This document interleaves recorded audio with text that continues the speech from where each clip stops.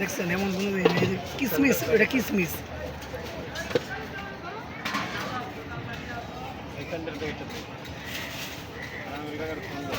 তোর ফোন দে, তোর ফোন থেকে নাই, আমার ফোন এটাই, আপনার নাম্বারও নাই।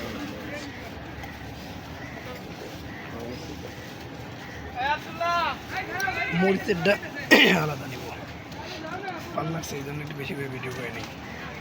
আবার ইউটিউব চ্যানেল আছে তো, বুঝছেন, ইউটিউব চ্যানেলে দিয়ে দেবো।